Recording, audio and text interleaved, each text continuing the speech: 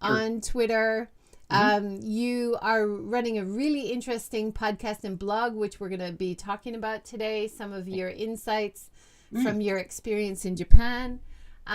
Your blog is called Land of the Rising Sun, SON. Right. So how did you choose your blog name? Well, just using it as the SUN, just changing that up. So, but it's kind of like I want to be more. So it was too long to call it Land of the Rising Sun and Daughters. So I thought I'd have to go with the SON for the beginning there. So yeah, just to play on the beautiful name that everybody's given Japan, the Land of the Rising Sun. Yeah. So I just thought I'd make a play on that. Yeah. No. Yeah. It's easy to remember. And beautifully designed. And originally you're from Canada, is that right? Correct. Yeah, I was raised in a very small town in central British Columbia, actually. So it's about a 5 or 6 hour drive from Vancouver, and it's kind of nestled in the pristine mountains of the interior of British Columbia on a very large, beautiful lake called the Shuswap Lake. And funnily enough, the name of the town is Salmon Arm. So there's the largest salmon run on the planet. It would come from the Pacific Ocean. It would come up the Fraser River, and there would be a large spawning event every year. But every 4 years, I remember going there as a child for a field event, and there was this massive amount of all these salmon dying, and the bears were out having lunch, and yeah. So I'm from the kind of the wild woolly areas of British Columbia. Wow. So from Canada, and then now you're based in Chiba. Is that right? Correct.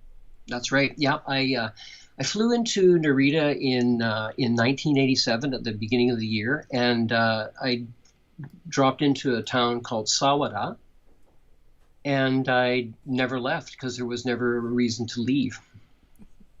Well, let's start with, because we're focused on sustainability, and I have to apologize. In my PR that I put out, I describe you as a travel blogger. Now I have to explain that a little bit.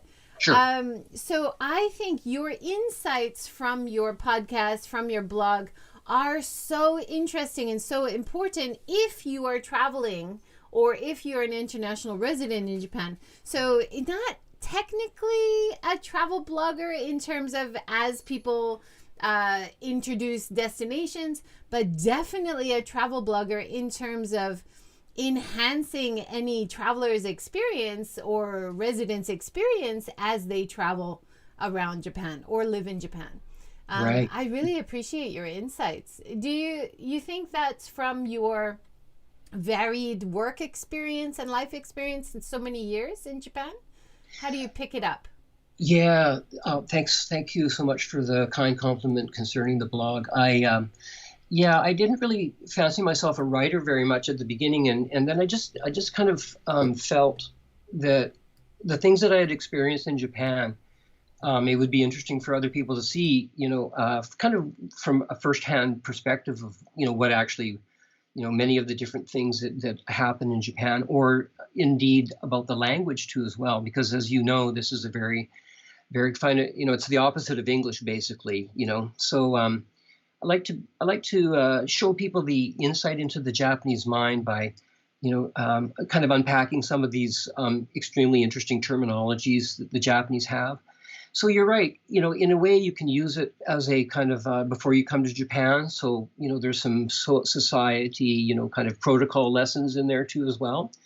So, if you read some of the parts, some of the blog, then you can find, these are kind of etiquette points that are important to the Japanese that if you do these things, then, you'll really find your experience really kind of changes in a more meaningful way. And the Japanese feel, when the Japanese feel comfortable with somebody, because they, that you're not supposed to, for example, take, chopstick to chopstick thing, there's all of these things that are there. But yeah, just through my experience, I thought it would help people, not only, the foreign community, whether they live in Japan or whether they, are interested in Japan from outside, but also the blog and the podcast is also in Japanese too as well, because I think the Japanese they're not really aware of the beauty of many of the things that are present in the Japanese language and this Japanese society, the way the Japanese treat each other, or how we harmonize here together in community, and the aspect of the deep community that still exists in Japan, and I think is so important for to emulate indeed in the world, because we see the fragmenting of the communities globally, and what I see on TV and so when I see in Japan are these just two different things. So I want to show people these things, the beauty of the Japanese language. Not all of the blogs, have pleasant stories in them. For example, I wrote a blog about the importance of the Japanese, stamp. How we have to stamp, the chop, the hanko.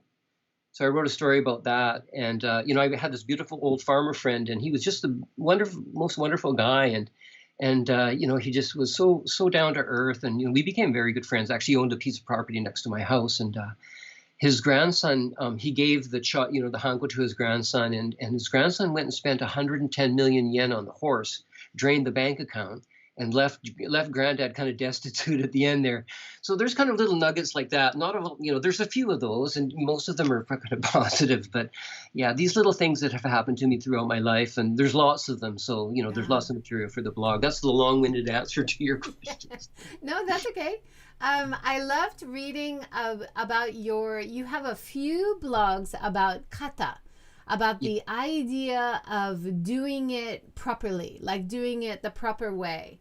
And you give the example of rice farming, Japanese rice farming. Can you explain that a little bit? I love that part. Okay, thank you so much. Yeah, so wet rice farming, was introduced from China, of course, like as much as it was very early on. And what had happened was, the Japanese would have had to get together in communities in order to build these wet rice farms, and in order to have successful crops. And we know that can't be done when you're fighting with your neighbors, right? So there's a process that came through the wet rice farming that kind of instilled the spirit of cooperation and how things are done with form and process and order. And, I believe that the Japanese, the reason why the society, not all the time, but most of the time works in a harmonious manner, is because this is based just fundamentally an inbred, inherent trait in the Japanese, based upon the fact that they had to cooperate with wet rice farming, and when somebody's, oh, I'm going to do it my way this time, and then the crop fails, that's the problem. So this is a historical kind of fact that the Japanese have been raised and have gone through their lives bound to order, form, and process. This is just something that cannot ever be changed inside the Japanese, is what I gleaned from that. Yeah. There's a beautiful quote here. The process of rice farming was prescribed down to the last detail, and the lifestyle accompanying wet rice farming instilled the Japanese with an extraordinary degree of patience, perseverance, diligence, cooperativeness, and group dependence.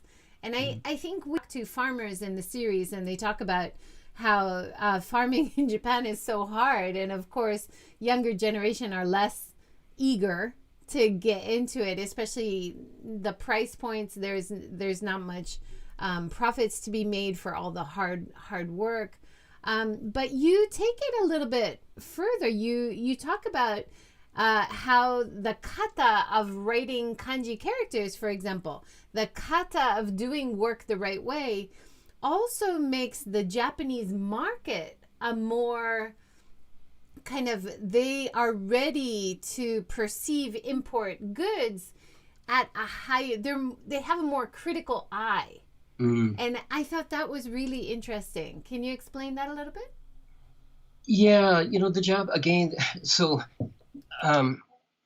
Japanese have a, as you said, the critical eye is really, really, really important in the Japanese. And, it's just through the time that they're being raised as children, it's just like you have to kind of go into the box and do the form and order part of everything. But, this where they're looking at things with a critical eye, and, this is historical, the art and the beauty of the Japanese crafts cannot be understated. Even just simple lacquerware is just these incredible pieces of art. And it's not only taking pride or just like, just doing it because it should be done that way. It should be beautiful. For example, the chest of drawers, the back of the chest of the drawers doesn't have to have a finished back, but the Japanese want to finish it because it's not a complete work without that. Whereas, for example, in the Western mindset, or I guess what we could call the Occidental mindset, it's just, okay, well, this is good enough. It serves its purpose. And, beauty doesn't really come into that.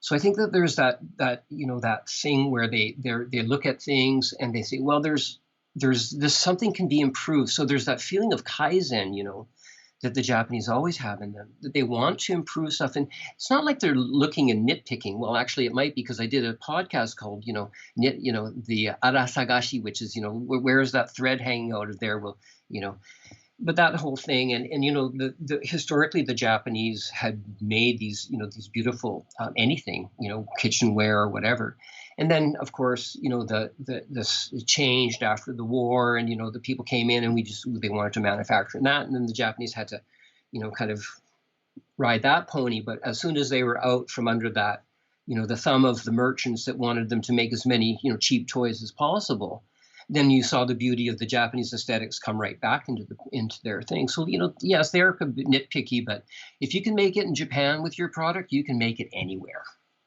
This is the acid test for it, And many of the companies just don't bother because, there's many other markets. Why bother with the Japanese?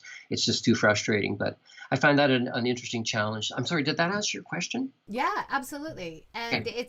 It's a great way to transgress into your import business that you're doing, and how you've been able to use your years of experience in business or understanding this concept to import health foods. Can you tell us about that a little bit? Absolutely. Yeah. I love the Japanese diet so much. Fish, vegetables, and rice.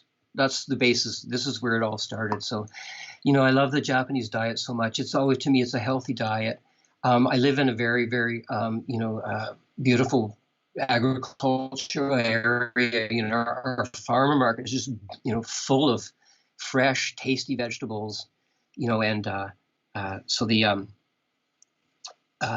food that the Japanese are eating now is significantly different from the food that they were eating 34 years ago when I first came to Japan.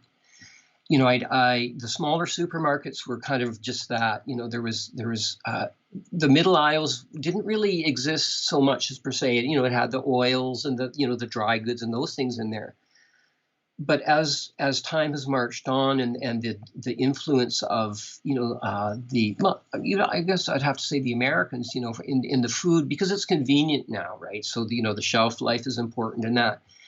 But as the Japanese are starting to eat more and more unhealthy food, we can also see a significant increase in autoimmune disease and things of this nature with the Japanese, which I find fairly distressing, because they've moved away from this kind of healthy, really basic, beautiful diet. So I thought a long time, I don't know, a few years ago now, I met somebody who was involved in what's known as functional food business. So he kind of mentored me into, what can we do to help the Japanese, to have a different, shift a little bit away from, all the processed chemicals and all this. And there I started to import organic berry powders and vegetable powders and fruit powders. And also, I'm a firm believer in the power of the hemp plant too, as well. So hemp is such a beautiful food. It's full of nutrients, and I don't know why there was that long history where you're not allowed to have hemp. But I also import hemp seeds and hemp protein from Canada, and the berry powders and fruit powders and vegetable powders all come out of California. But they're made globally in many different places, and I have a dear business associate that has been very successful in that business in the United States. But the point is we'd like to bring these foods in and start to, add them to the food chain where there's a little bit of mitigation of these unhealthy things with healthier things, which are known as functional foods. So if you drink a glass of milk, which you don't, and neither do I, it says fortified with vitamin D. Well, that vitamin D is what's known as a functional food. So, we're going to be seeing more and more of the organic things coming up. More manufacturers are starting to look for these things to put in their foods to just add these extra nutritional profiles to the food.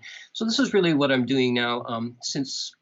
Well, the website just started up about a year and a half ago, but I've been working on it for quite a while. So I'd like to be a participant in the change towards a healthier eating style for the Japanese.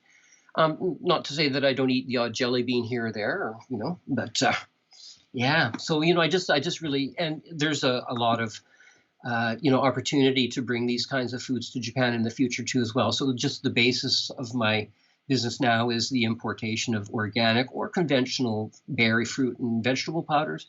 And as I see things that are coming along, I'm going to add them to the website so that people can have access to those and explore these new areas of food. And yeah, so that's kind of why I got into that. So interesting. Yeah. And we talked to Thomas Klepper, who's an organic farmer in Hiroshima, and he did research on hemp plants and hemp seeds. And I talked to somebody else in this series, it's escaping me now, but they were importing hemp seeds, I believe, and they had a bit of trouble because of the misunderstanding, right? Hemp versus marijuana. Correct. But I do see CBG oil in some of the shops in Japan, so maybe it's becoming easier to import hemp, is it? Yeah, it has been. Hemp we've been able to import hemp. There's just the government documents. You just have to have those ready and done properly. So we had an experience with the Japanese government where they asked us to do a test where they were whether the seed would sprout or not. So it didn't. So that was a cost that we had to go through. So we know that that the government's doing that for certain reasons. Even though they were hulled hemp seeds, the shell had been taken off, so they're what are known as hemp hearts. So of course they're not going to be able to sprout because they're not the actual seeds. The husk is removed, and you have that beautiful meaty, nutty, high in antioxidants, and but we did have to go through that test. But yeah, Japan has a very, very long history of hemp cultivation. Before the Second World War, there was 38,000 hectares of hemp being processed. The emperor has is deeply associated with the royal family. The imperial family, excuse me, not the royal, the imperial family of Japan. There's hemp rope on shrines. In terms of sustainability, hemp is a fantastic plant because it cleans the soil. It grows really fast. It's multi-use. After you can eat it, you can wear it, you can use it as rope. It's very, very great material. We hope to see more of it. What is the health benefit of hemp? I see it now in my supermarket. I see it in Costco. Hemp seeds added to cereals or added in anything you eat. It just adds a bit of vitamins and minerals. Is that right? Sure. Yeah, absolutely. Yeah, it's high in. Well, you kind of got me there. I could run down the list here, but yeah, it's you can do. There's many things you can do with it. Amino. Yes, indeed. So yeah, it's just high. It's rich in vitamins and minerals. What am I looking for? It's the medium chain triglycerides that reside in those. Yeah, and also hemp is used for fuel too as well. Let's be clear about this too as well.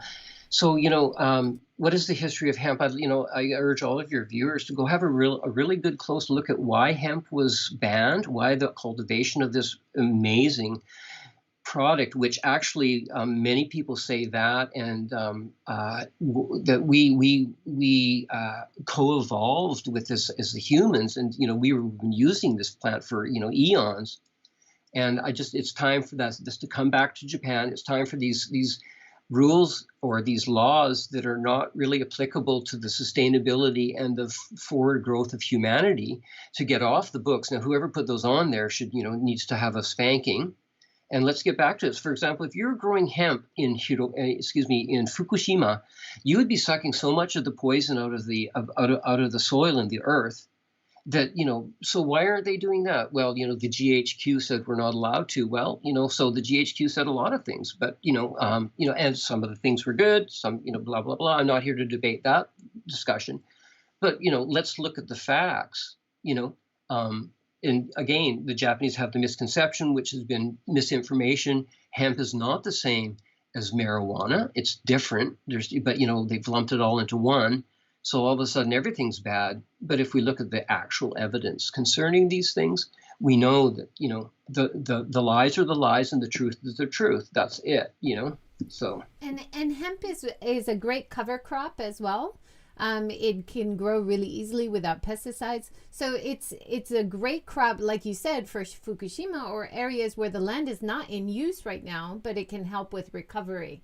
Yes. Another thing which I'm seeing in rural areas, disused farmland, is solar panels. Yes. As a segue, I know that you just got a solar and battery system. Can you talk about that? Absolutely, you bet. Oh, we had the megaphone up here a couple of years ago in Chiba Prefecture, and just it blew over a couple of large, tower, electrical tower pillars. The big ones. So we were without power for 3 days, but my friends were out power down towards the Boso Hanto in that area. It was just that they were down for like 2 weeks because they couldn't just rebuild this massive pillar at once. So my extraordinary wife and partner, Atsuko, I said, look, let's go look around and find out how we can, let's get something going here. So she found this company. And, this is another reason why I like to live here. It's just like the extraordinary service that you can still get here, especially in companies like this when it's a large bill, right? So it's a large ticket item. And we were taken through the whole process. Everything was really, really easy to understand. The second time that the guy came, he had a full solar array mapped out onto our roof from the satellite images. Everything was really, really explained very clearly. And, the incredible thing about this solar system is that it works with an artificial intelligence, an AI system. So it's hooked up to the Wi-Fi.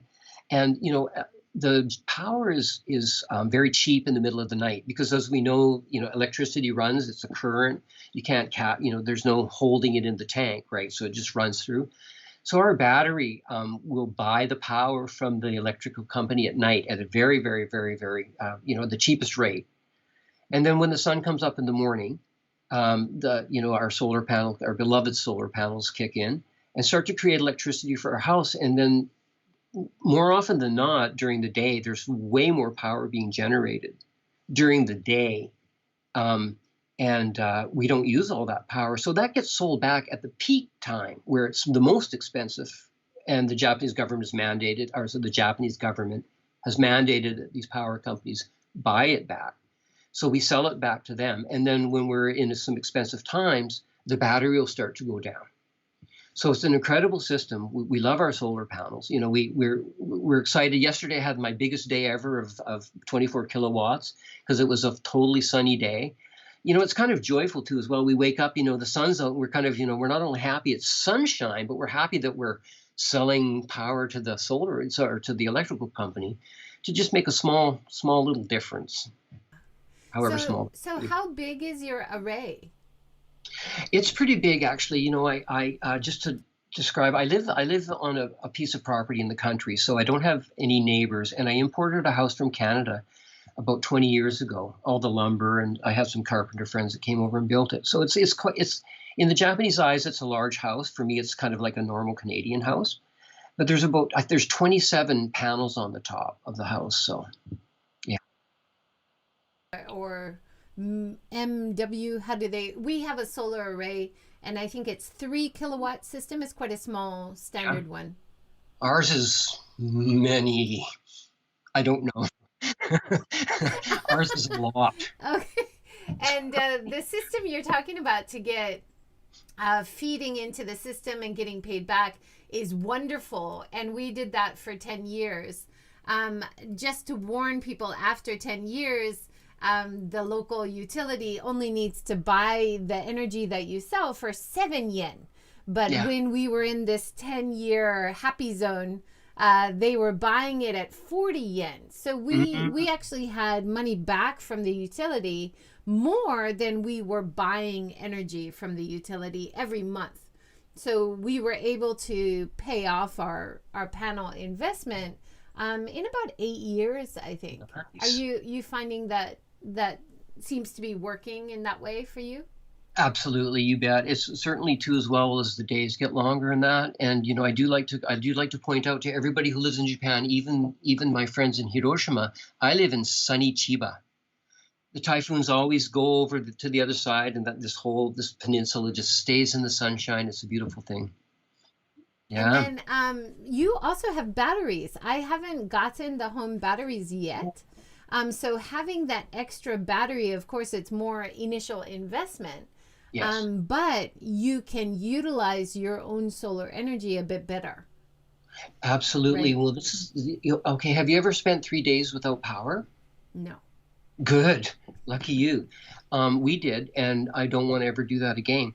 So actually, there's a system too as well. When the lights do shut off, for example, some other kind of power outage, we can just flick a switch, and our entire first floor goes back onto electricity. The refrigerators run, the toilets flush, and I have a well here. I'm not on city water, and the well works too as well. So we're good. We got lights and water. That's awesome. Two of my favorite things. Yeah, great. Do you mind telling us how much the system costs? No, I don't. As a matter of fact, it was a little bit expensive, but again, I'm not a guy who would go out and take a loan on anything. I don't have any car loans or anything like that whatsoever. But this one was such a special deal, and the interest rate is about as close to zero as it gets. So we just took out a loan, and it all pays for itself. So we don't pay for our power anymore. We just pay the loan back. It was 2.7 million yen. What? That's so cheap, to be honest, because I guess this is when you get in early to the system, you pay more. Early adopters, right? But we paid 2 million just for the solar panels. Okay. And we only have 3 kilowatts, and we don't have batteries. So the prices have really come down. No, this is wonderful. This is how things should work, right? That was well over 13 years ago. So it's still working. We still have clean, renewable energy on our roof. No complaints, right? But fabulous for people looking to get into this investment now. Absolutely. It's wonderful. Sure, and there's lots of companies out there, and I wrote a blog about the personal solar farm is what it's called. But at the very end of the blog, I do make up the point, and I'd like to be clear on this. We're here today because of the fossil fuels and the things that were burnt to bring us here. So how are we going to move away from this properly? We have to think about these things, but we also have to be respectful of, like the reason why we are here is because of that. We don't have to agree, with the continuing, like pillaging of the earth. But as I see more and more people going, we have to go, and get rid of all of these all of a sudden. So there's just kind of like this, sudden change of things. But electricity is our best friend, and we have to live in harmony with it. And you're doing your part, I'm doing my part. Many people are doing their parts. But as I pointed out, I have friends that don't live in the first world, and their main concern is bringing their family out of not poverty, but everybody wants to have a life that they see on TV. So we have to people like us who've benefited greatly from these things. As we move forward with a sustainable outlook on the future, how can we continue to increase the renewables, decrease the non-renewables, but where are these new paradigms that are going to come where we can all have a benefit of what electricity brings to everybody, and that is civilization. Important point. And as someone with solar on your roof, it's such a nice feeling knowing that whatever energy you're creating cleanly from the sun that you don't use is going to your neighbors. Exactly. So you are also a provider of renewable energy, which is so nice. Yes. Now that we've passed our 10-year zone, I recently switched over to renewable energy sourcing from, I know you can choose your energy source now in Japan, but Right. we had a real shock in February when everybody had a cold snap and everybody was using lots of energy and it was cloudy. So our renewable energy source was the most expensive ever. We had the highest bills we've ever had. So it was a real wake-up call to also maybe problems with the free energy exchange system. Sometimes you have to keep an eye on it. Be very careful of your energy use. I mean, so the battery system is much more attractive to us now. Because if we can keep that energy that we're creating, which is renewable, and then utilize that later in the day, that would be a lot more cost effective for us than selling it to the grid, because they're not paying us enough for that value, right? No, get your battery. And, props to you for going in on early on that too as well, because I did look at it earlier on and it was really expensive and there wasn't the battery technology like there was now. So, a lot being, I just hesitated on it for a while. It's just like power in Japan is not all that expensive, by the way. I find power to be very reasonable in Japan, but just it didn't seem practical to spend all that money and not be able to preserve it. So my main thing was just like, I don't want to be without water or electricity in a blackout for 3 days. I can't, and now I can fill up water jugs for people who can't. The bath is going to be available for people who need a bath. Who knows, how that's going to work. But yeah. Wonderful. Well done. Good for you. I'm so glad to hear about your system. I'm excited to start recommending that. Yeah, fantastic. Let's switch gears a bit back to your podcast blog, talking about obligation, because I think the whole concept of hospitality, obligation, omotenashi, is very important to Japanese culture, but also really nice to know about before you visit Japan. It's one of the most appealing things about Japan as a destination. Can you talk about your blog a little bit? Yeah. Sure. Yeah. We don't really understand in the Occidental mindset about what an obligation. We don't really have that in our mind, and nor do the Japanese, but they do in their subconscious. It's just like, and we're all obligated. It's just like the Japanese just know that more. It's just like all societies run on this, but this is just the Japanese understand that, children are obligated to their teachers, to their older, like depending on your pecking order and the thing, it's just like, it's pretty structured here. But I think, if you have an obligation to somebody, you're also, you also have a common bind for something, you're bound to them, So I have an obligation to my neighborhood to go and, mow the lawn and clean up the yard once every quarter. I have an obligation to my neighborhoods, to throw my garbage away properly. Atarimai. But not everybody, it's just, this is the difference, I believe, is between, Ms. Walsh, the Occidental mindset where it's just like, it's an individual, we're individuals, it's an individual society, we go forward, it's that rugged individualism thing, as opposed to people who are rugged and individual they don't feel that they have an obligation to anybody. They have an obligation to their own vision, whatever that may be. But that's not so in Japan, because of course, the wet rice farm, you have an obligation to your farmer to make sure that you don't, go outside of the protocol where your crops is going to fail or something like that. So I believe that this is also what makes this society also unique and also, smooth it along. There's a lot of people here. Like, some people do fall over the edge and, do crazy things in Japan.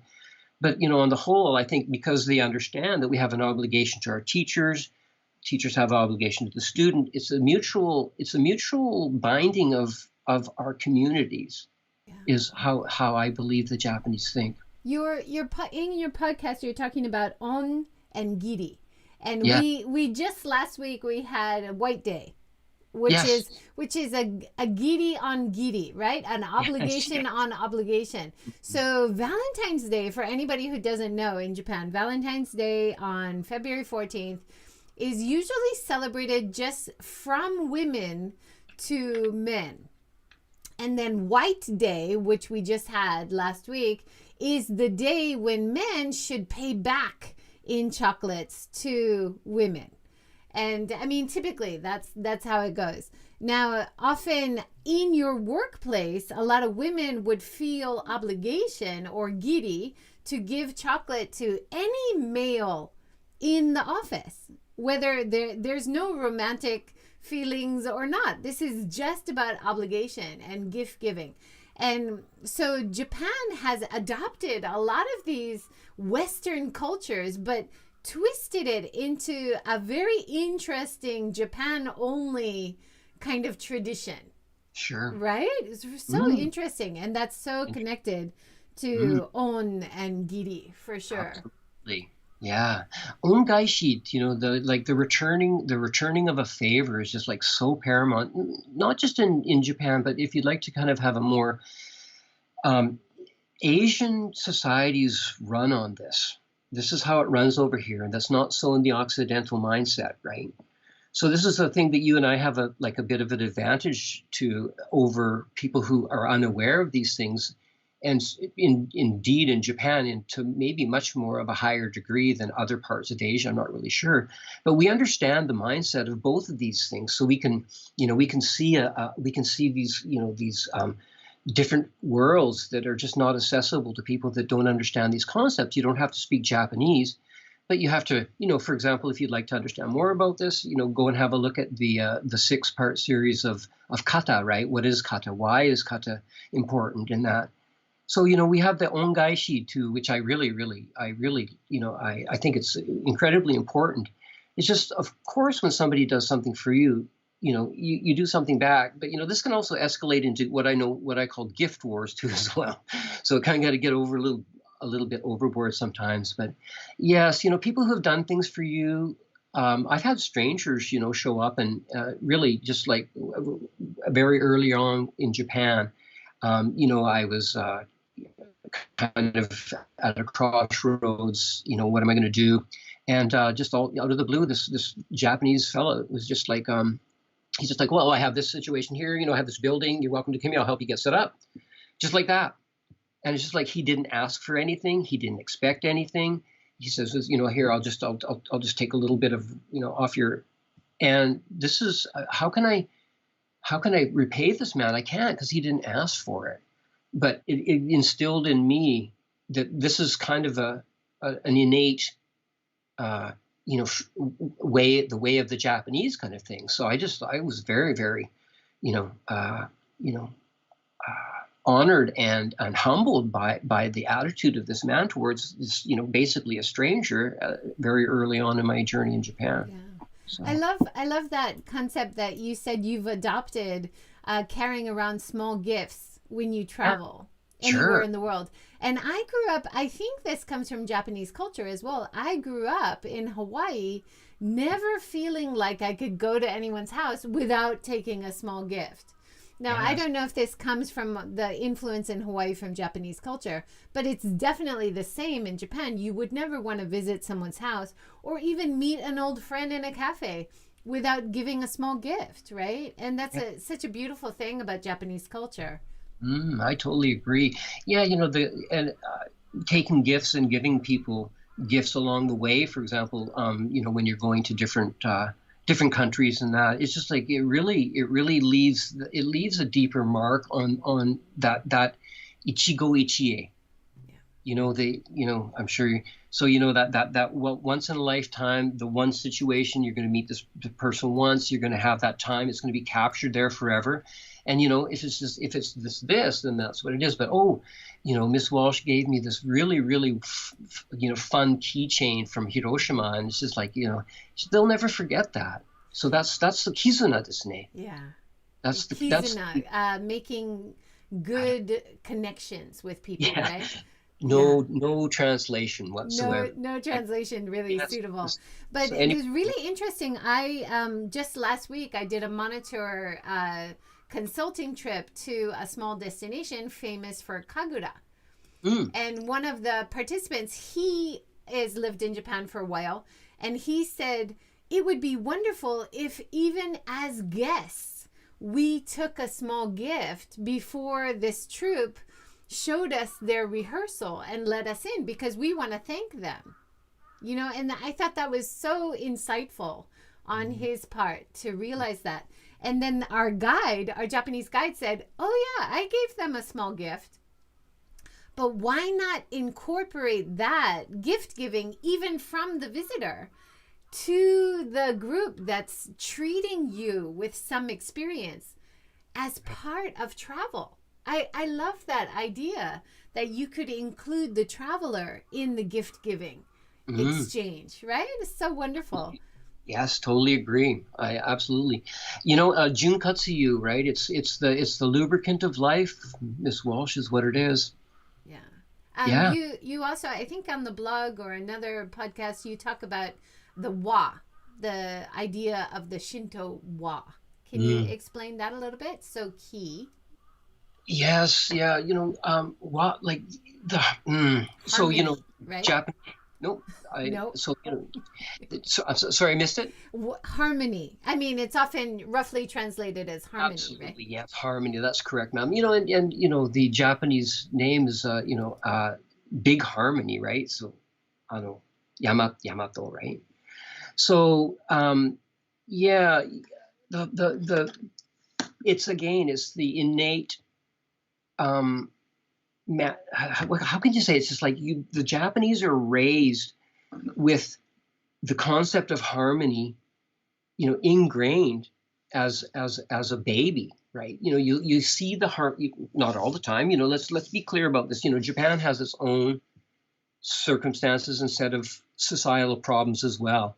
I don't have rose-colored glasses on. I've seen everything in Japan, but fundamentally, there's a feeling of we want to maintain harmony for the good of the community, not the individual. And I know that a lot of people from the Occidental world and the Western mindset will just that's kind of like, well, you're gonna where's the individual in that?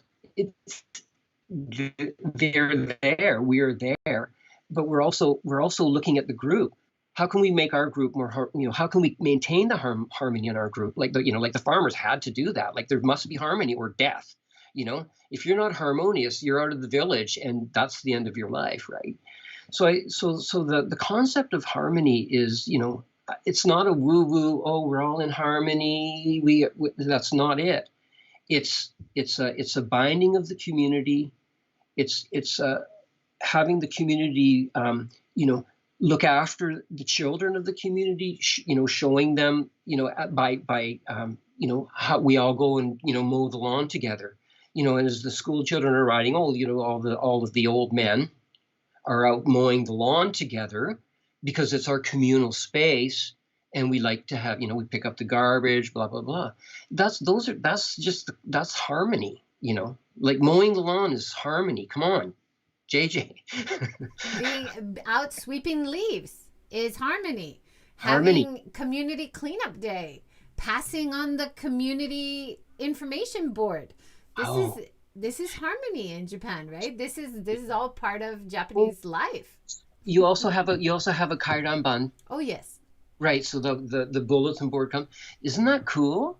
I mean, it's probably pointless information on most of it, but there's sometimes it's useful, right? So Yeah. No, it connects you to your community. It tells absolutely. you what event the local neighborhood is doing or when the cleaning day is or somebody put out garbage on the wrong day. Please don't do that again.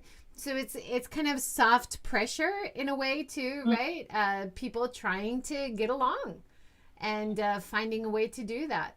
I love this from your blog.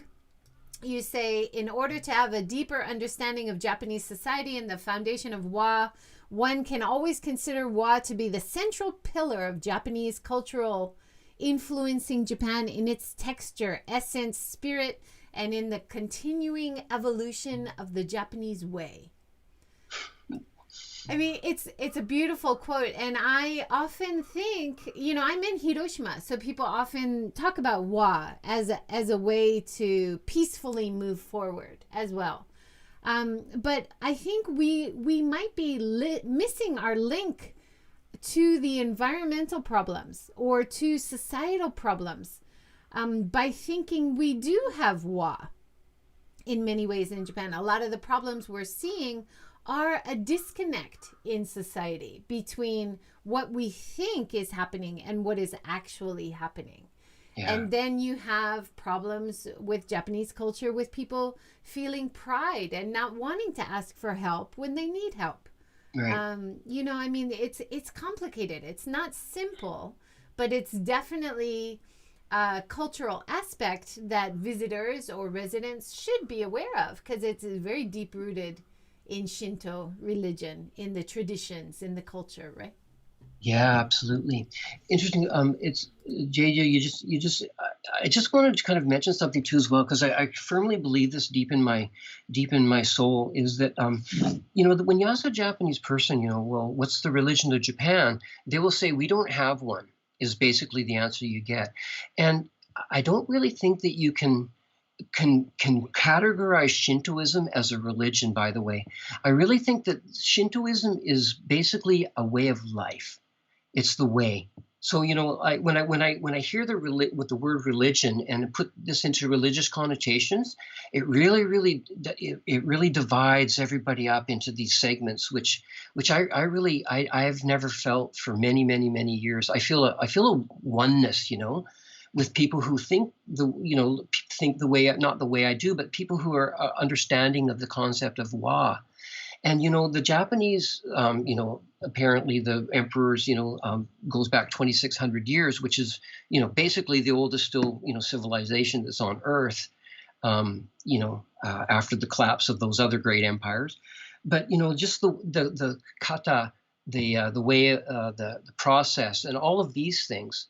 This is Shintoism in practice, how we treat each other, how we think about Wah, how we think about raising children, how we think about dealing with problems, like there's not a lot of lawsuits going on in Japan because it all stops before that, because people, not all the time, of course, but people prevail because it's mandated by Amaterasu Omikami-sama, the son of the goddess, of the sun, that everybody get along and grow rice.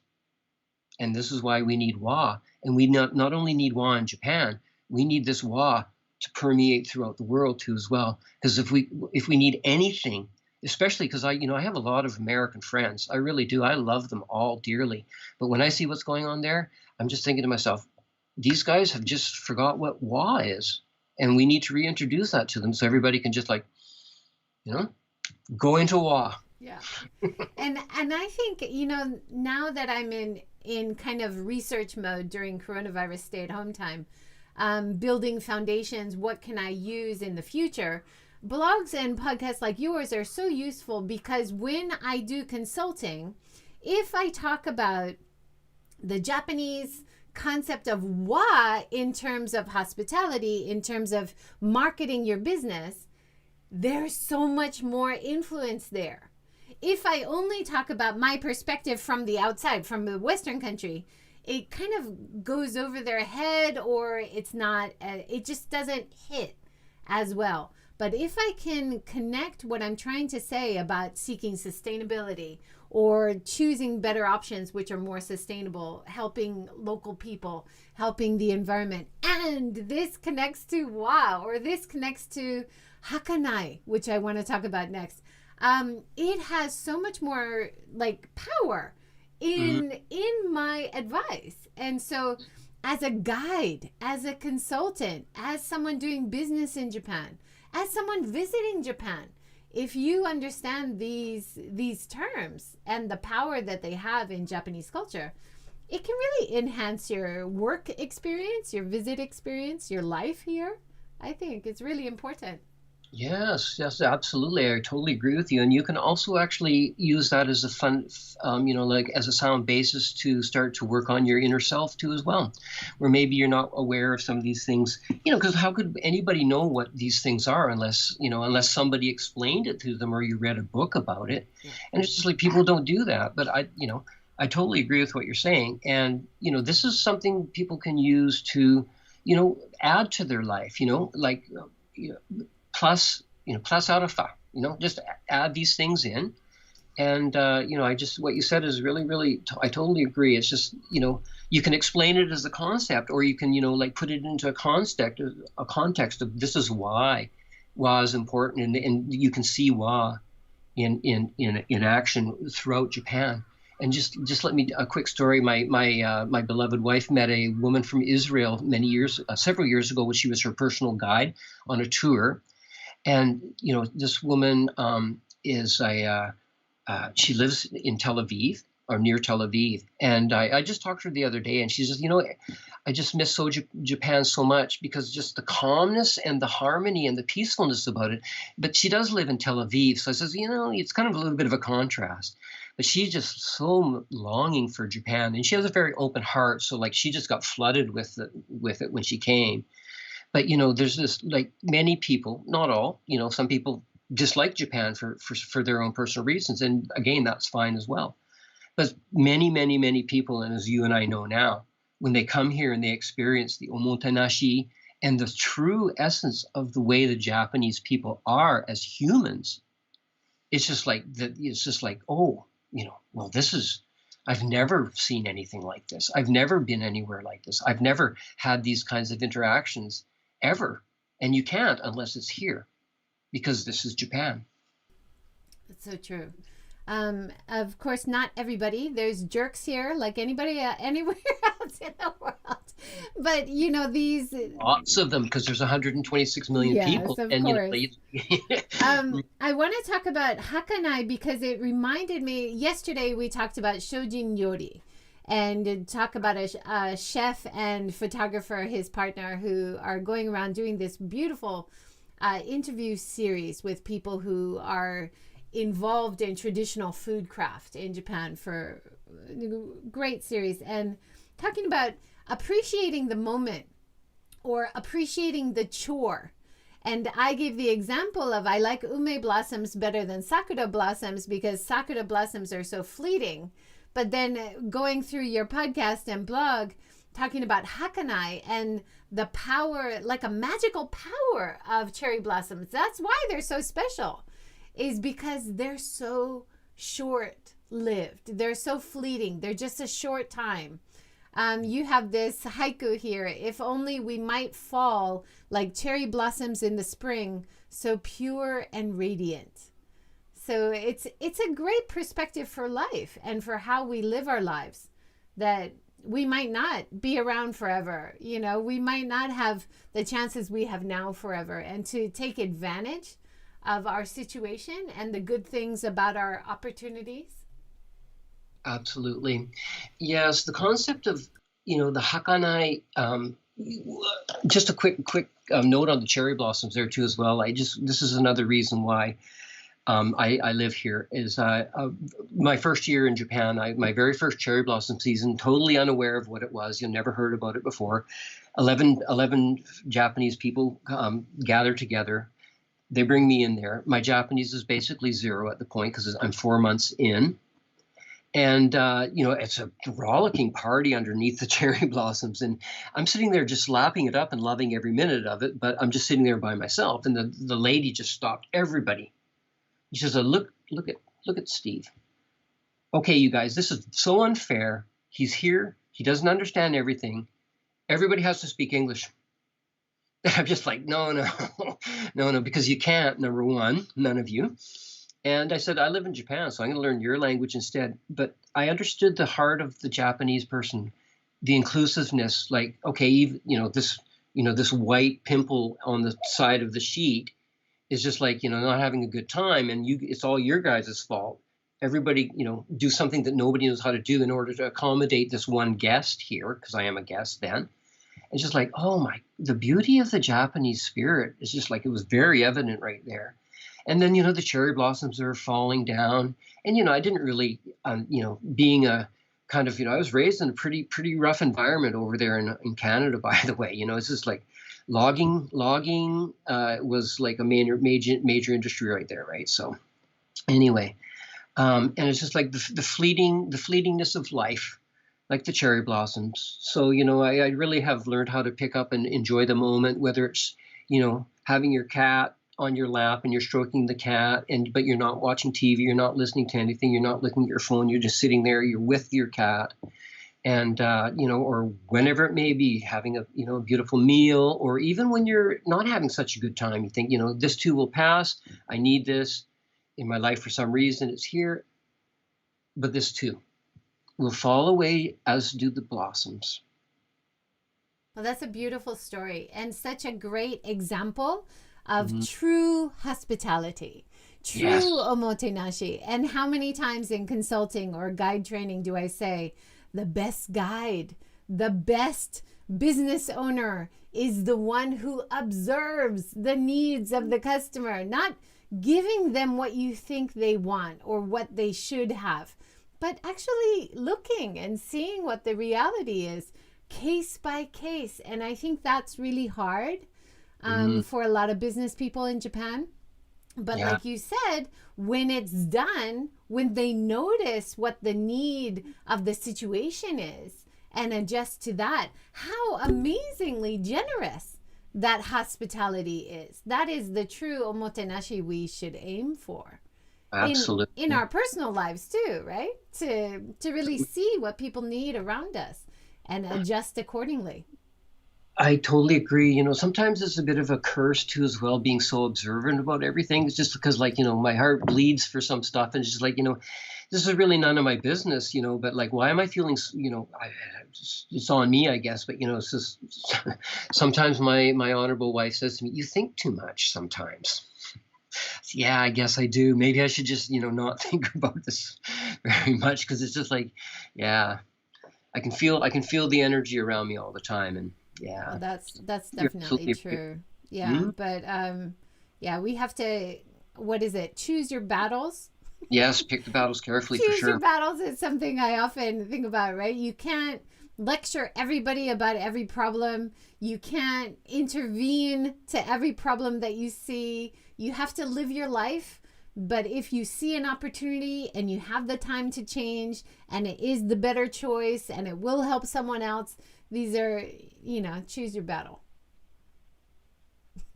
Yes, pick the thing carefully, for sure. No, and just picking up on that too as well. I went to Colombo, Sri Lanka many years ago, and this was the most abject poverty that I ever seen in my life up until that time, and there was all beggars all over the place, and coming from like Canada, having lived in Japan, it's just like, oh, these poor people. So I got 5 rupee coins and I started handing them out, and then I thought, this is not, this is the giving the person a fish kind of thing. And after I give out all my 5 rupee coins, I'm going to be the next beggar. So I just had to kind of turn that around and, I can't help everybody in Sri Lanka. But, several years later, I was at a gas stand. There was a Sri Lankan man with 2 big cans of kerosene in his hands. It was raining and he was going to walk down the street, and I just waved him over the van. Told him to get in. Well, where do you live? I'll deliver you there. And I had an extra 10,000 yen note in my pocket, and I just I flipped it to him. I said, listen, I understand. Congratulations for being into Japan. We talked about it. He had a couple children. His Sri Lankan wife, and it's just like I felt. I don't know. Just it's not charity. I just here's an extra little kicker, and I never. Who knows who he is? I don't know who he is. It doesn't matter. But, as opposed to handing out, five rupees to everybody in Sri Lanka, maybe this made more of an impact. I don't really know.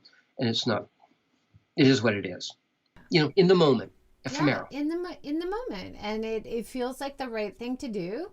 Yeah. Follow your heart. It's not a bad thing to do, right? Absolutely. Yeah. Well, totally. Thank you so much, Steve, for joining today. We had a great discussion about many things from your blog and podcast, which is really worth seeking out. Everybody have a look at Japan of the Rising Sun. You're on Facebook as well, is that right?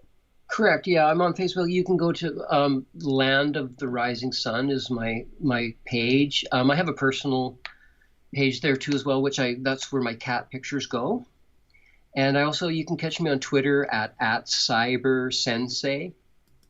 So I'm on Twitter. I'm not that active on Twitter. I do enjoy watching the Twitter feed, yours, and watch it on as well.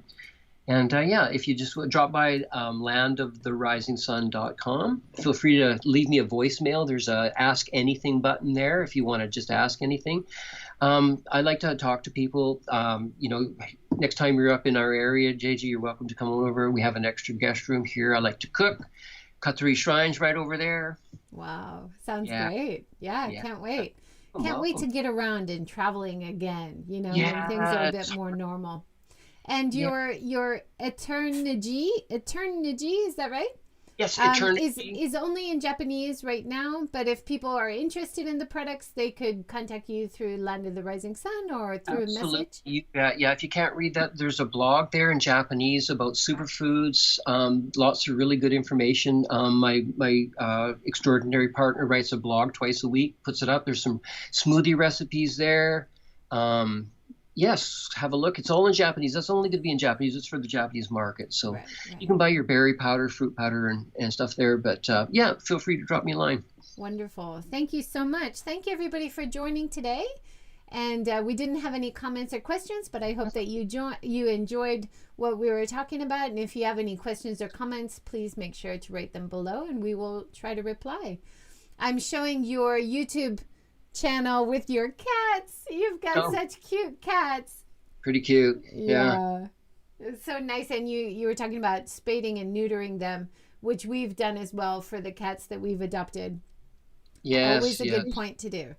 Yes, absolutely. Spade your animals, neuter your animals, please. Yes. Yeah. We have lots of cats in Japan, and they all need a home. So many strays. Yeah. Adopt them if you can. Catch, spade, and release, and the ones that are little will become great pets. We've had great we've got 4. I believe you have 5. Is that right? Yes. Who knows what's going to happen in the future, but we have a pretty nice little society. Yeah, I like that. Ours are in-house cats only, though. They don't go outside, so they're my missus has vetoed the outside for these guys. So. Yeah, I understand that. So thank you so much, Steve. That was great today. Please join us again. You've got so much to talk about. Maybe join us again in a few months. We'll have another discussion. Yeah, now that we're connected, that's great. Thanks so much for having me on today. Wonderful. JJ. I appreciate it. Yeah. Thanks everyone for joining. Tomorrow, 5 p.m., we're talking to Ria from Kansha Farm. She does an organic farm work down in Kagoshima in Kyushu. So that'll be a nice discussion. Please join us again tomorrow. Take care and have a great day. Thank you so much. Thank you.